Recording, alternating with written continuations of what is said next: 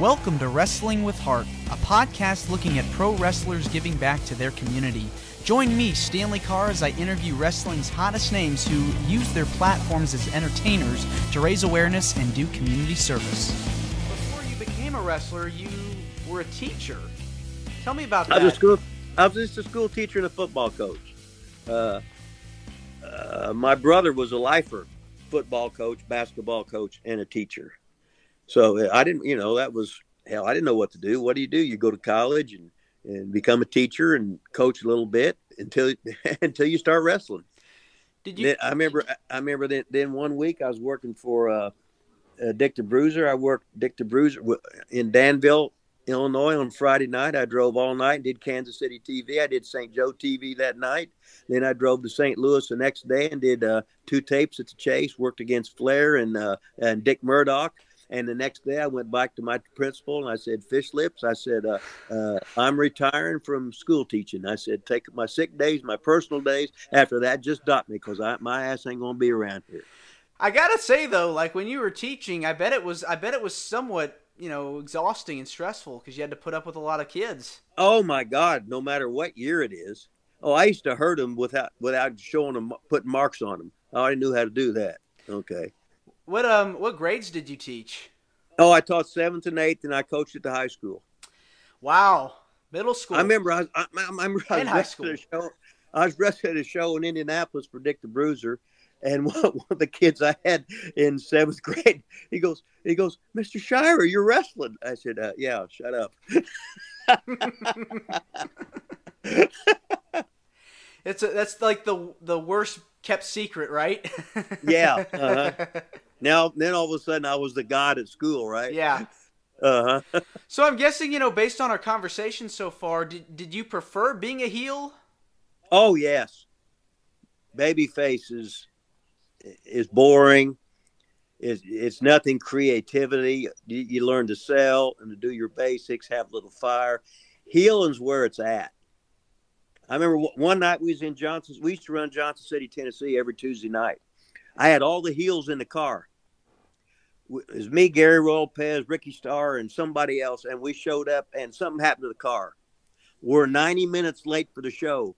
Ronnie Garvin had been in the ring for 90 minutes with this big guy that does TV, about a 300-pound guy named Tony Peters. Oh, man. The ring had broken down. The place was standing. We got there. We ran in the back door with our bags, our suitcases. We tried to hit Garvin. He beat the shit out of all of us. We all ran back to the dressing room, and that was the end of the show. You could not top that, right? No, not at all. We knew it. See, we knew improv. We knew improv. Yeah. And that's the shit you can't never forget. It's the times of your life, the adrenaline, the stories you got, the memories you had. God.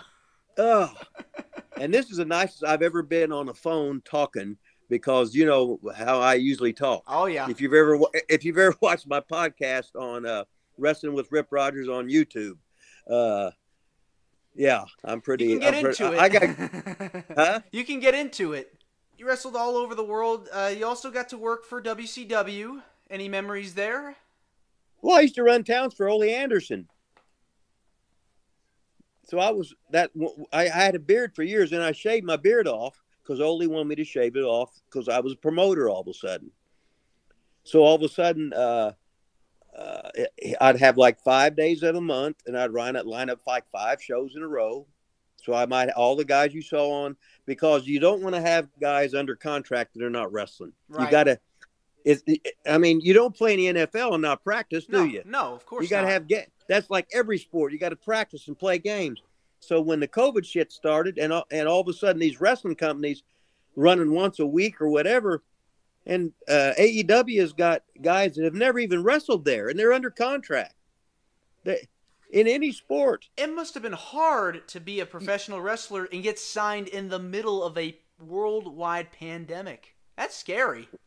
If you don't practice, you can't get. Can you imagine playing in the NBA? But oh yeah, we have 1 game a week, but we don't practice. No, it's impossible. It ain't happening. And in wrestling, you lose it very quickly, and your body gets in bump shape quickly. But then you take a week off. Oh, then you can hardly move.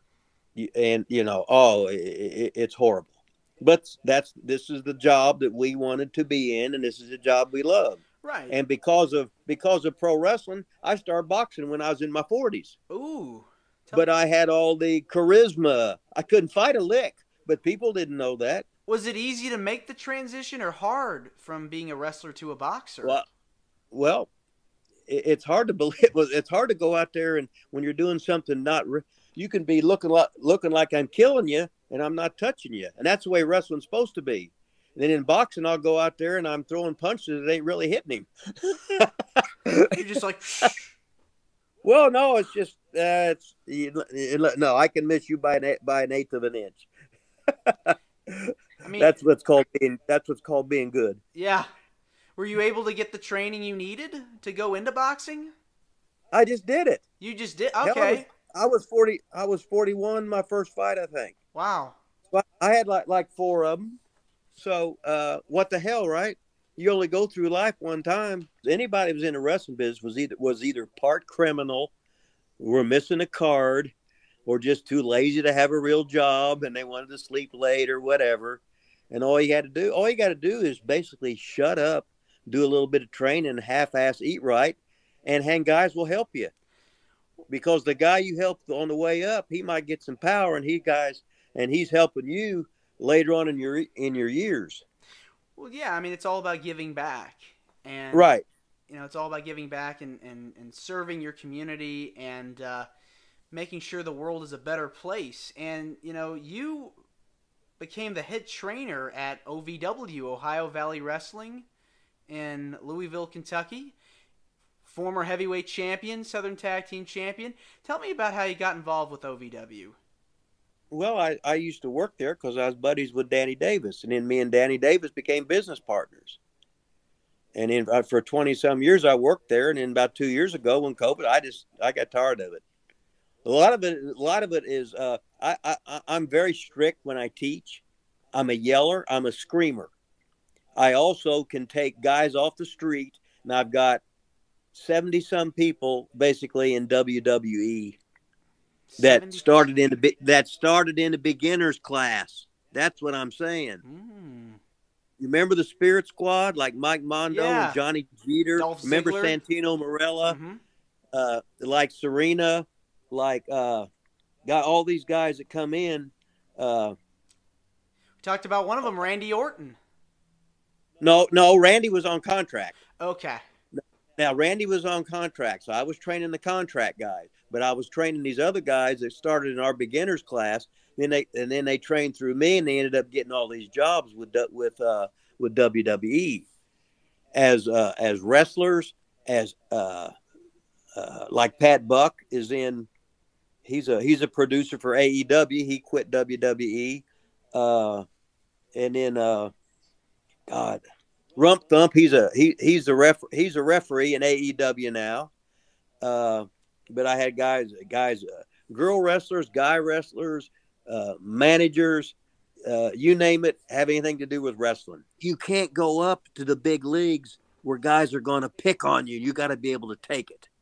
It's like you're going to Vietnam and you're an 18-year-old pussy, and you're going to be in a foxhole and people will be trying to kill you. And I got to toughen you up no matter what to give you a chance to survive in this dog-eat-dog world of professional wrestling. Yeah. So that was why I did all that. Well, yeah, you have to prepare people for what's to come, because if you don't, then you're going to get sucked in right away. Right, and then they're just they can't compete. They're skull fucked. Excuse me. Everybody picks on them, manipulate them. They don't even know it. It's an evil world out there, baby, and only the tough ones survive. Only the strong survive. Is that what? That's it, baby.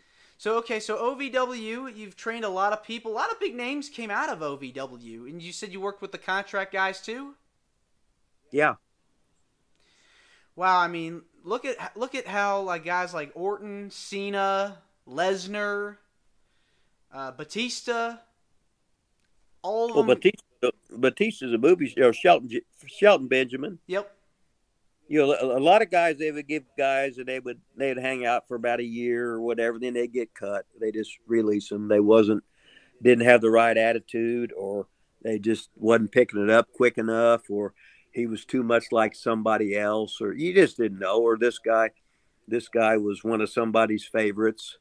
You just didn't know about it, and yeah, and you didn't know some of the guys like Mike Mondo. He's done more hour matches than anybody I've ever had.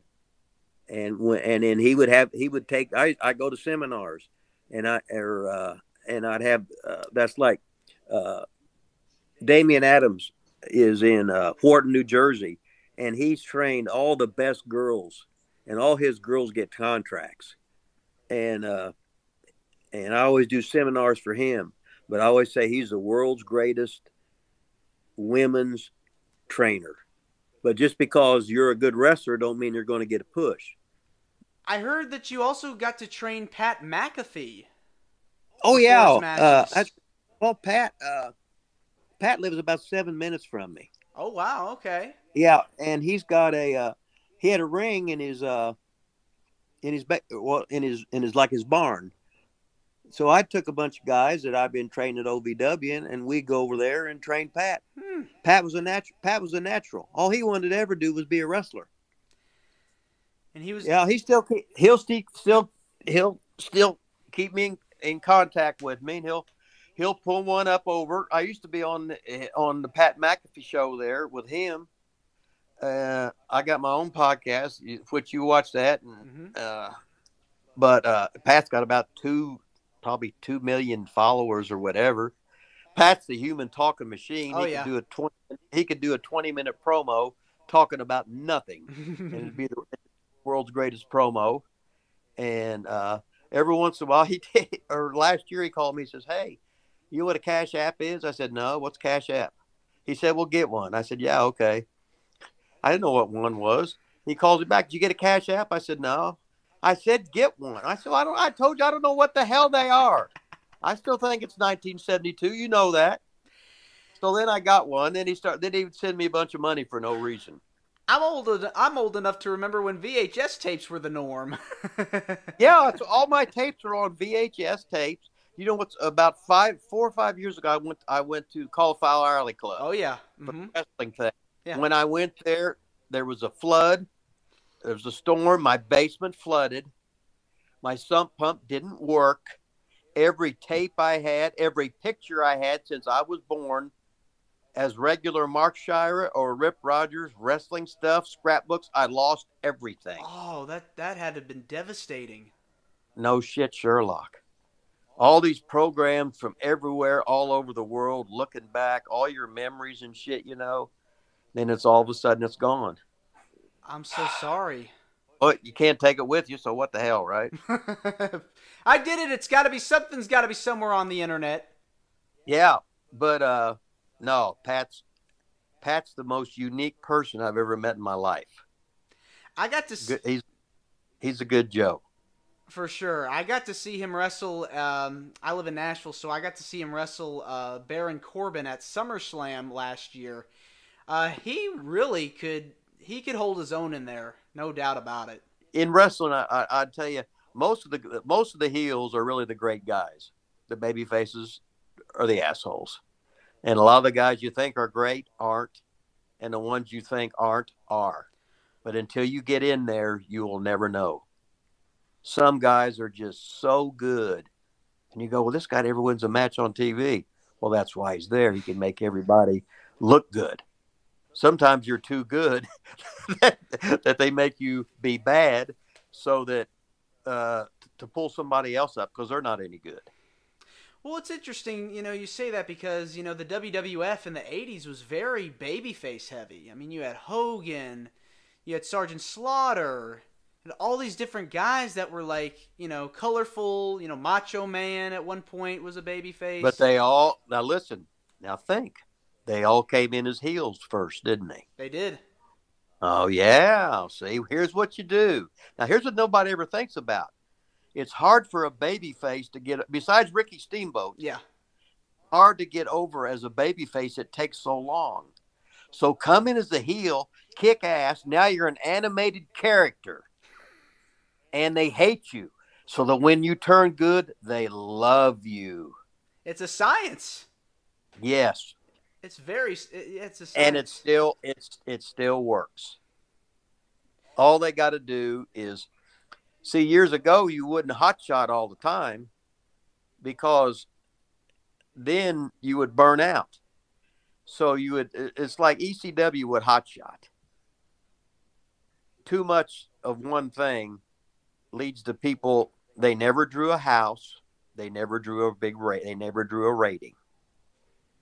And every match, there's like too much violence.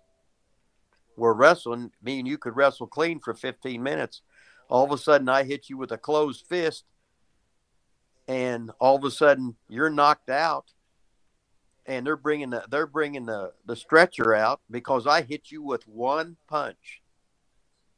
It's all how you know how to do it. It's psychology. It is. It's think of the old monster movies in black and white. You never saw Frankenstein really bite nobody's head off. There's never any violence. It's all the looking like it's violence. Right.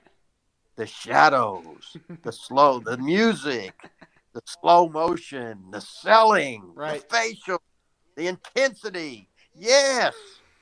And wrestling's the same way. It is. But like I tell all the guys, I said, look, let everybody else do their stupid dives for no fucking reason. Be skinny fat nerds, and you go out there and give them a good, basic, solid thing. And when you hit whatever big move that is, you treat it like you're dead, and that's how you get over. Not doing, 22 false finishes, and each one is 2.9, and then you make the stupid, oh my God, I can't believe he kicked out of that. Holy shit. This shit is so easy. But it takes years and years and years for that light bulb finally comes on. You know what I mean? Yeah. And then once you learn it, you don't deviate because it works. Is there anybody today that you feel has the potential to be an incredible heel if we're talking about bad guys? As a bad guy, all the bad guys got to do is do what his mentor tells him, and he won't understand it. In a few years, he will. And the hardest thing in wrestling is slow down. Slow down. Look left. Look right. Something's going to happen.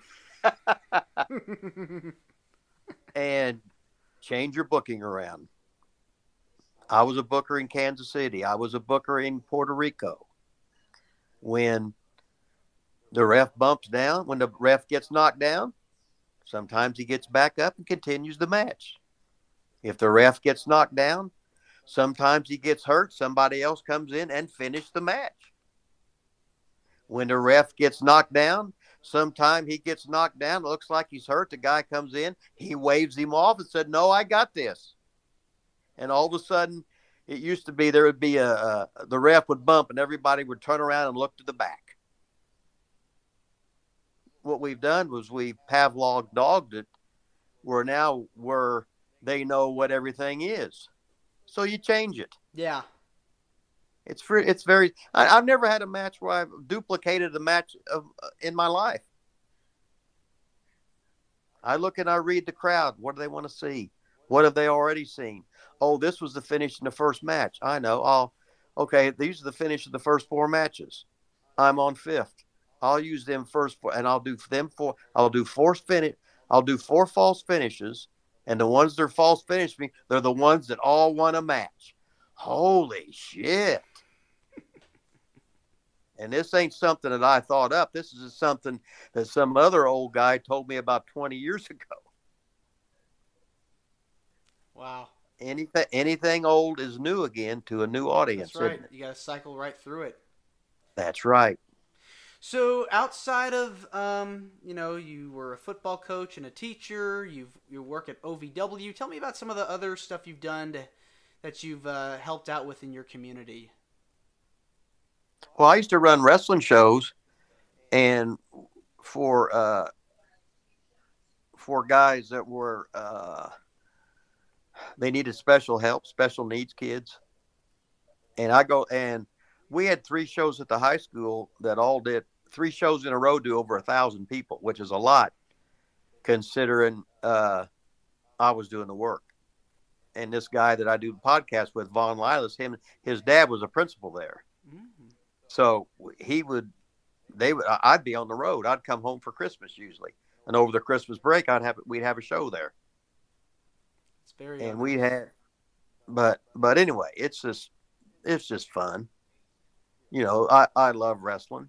We ran probably 4 shows a week, and television shows.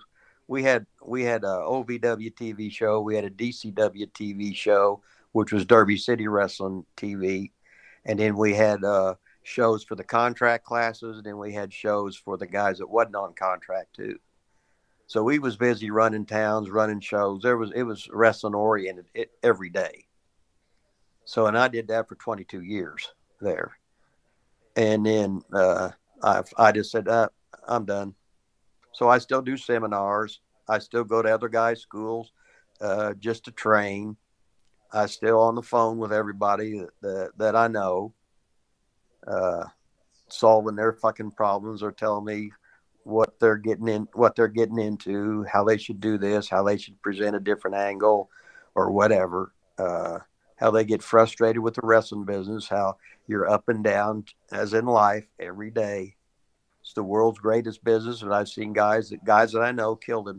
Didn't see him, but the guys that have killed themselves, committed suicide because they looked at themselves as failures when it's not a real business. Why do you feel so passionate about helping other people and helping out in your community? Well, it's like everybody had to help me. When I was a fat little kid, here's a guy in Seymour who I looked up to, Dan Pollard, and he's jacked, lifting weights and everything, and he helped me. So here I am, a fat little kid. Now all of a sudden I'm guest posing at the Mr. Puerto Rico physique contest. I'm winning physique contest. And then I just became a training nut. I'm 69 years old. I went to the gym 3 hours today. You can't, you're still all hurt. Your joints are messed up. Your knees are shot. Your hips are shot. You can't hardly do anything, but you feel good. The endorphins start going and you feel better. I don't do drugs, drink alcohol or whatever, but no, I got to wrestle all over the world. God, met so many people, had so much fun, had so many good times. When you're not wrestling, you go into a little bit of depression. So I remember I had to train a couple guys from home because I've been on the road, but I couldn't have a conversation with anybody in town because I wasn't normal. you had to have a little bit of a criminal in you and a little bit of go on the road and do whatever. You know what I mean? I guess you could say it makes the world a little more interesting when you have good people and bad people. Yes. Yeah, that's a good way of putting it. So. Hey, Rip, this has been incredible getting to talk to you about your life in the wrestling business. Where could people find more about you on social media? Let me see, Hustler2754 on Twitter, right? Mm-hmm. Yeah, Hustler2754. I got Instagram, but hell, I can't remember what it is. I got Facebook. I can't remember that stuff either. So, and you got you can get your Hustler Rip Rogers t-shirts from ProWrestlingTees.com if you're in Seymour, or you can get my book from Amazon.com, Wrestling with Rip Rogers. I think that's what it is. Yeah, and you've got a podcast. And I got the podcast on. Was that Wrestling with Rip? I get confused. Whatever it is. Wrestling with Rip Rogers. Yeah, that's on YouTube. So I'm a whole lot more flamboyant and a lot more cuss words, but colorful language, as we like to call it. Yeah, colorful language. You can't be perfect. What the hell? No, right? No. So hey, I'm 69 years old. I've already done all my things you want to do? What do they call the things you want to do in life or bucket whatever? List. Your bucket list. Yeah, your bucket. Yeah, I've done everything. Yeah. So what the hell, right? Just enjoy life. So, yeah, if I croak, the last thing I did was your show. If I croak tonight, so you don't ever know. So life is not guaranteed. Yeah, nothing's guaranteed. Nothing is. Nothing guaranteed. So if you've got a passion, the thing about I'm talking about is passion. If you got a passion for baseball, if it's working on cars, if it's acting or whatever, go and give it all for that passion. Because if you make it, you'll be the happiest guy in the world. If you don't make it, at least you tried. You don't want to look back and say you're 50 and said, I wish I would have done this. Right. Yeah, and the thing about it is Father Time waits on nobody. I remember when I hit 30, I said, oh, my God, I'm old. Then all of a sudden I hit 40, and I said, I'm built better at 40 than I was at 30. and then last month, and all of a sudden I'm 69. And you go, where in the hell did time go? Right. Yeah. So if you can have a good time and smile and laugh and treat every encounter with almost anybody you meet, it could be the last time you see them. You don't ever know. So enjoy life on this earth. There ain't no reason to be pissed off and mad. You come into the earth you come in with no money, and you're going to leave with no money no matter what. So have a good time and help each other. Don't be an asshole. Oh, man. Hey, Rip, thanks again. This is Wrestling with Heart. I hope you found this podcast to be informative and entertaining. If you did, please hit the subscribe button and look out for the next edition.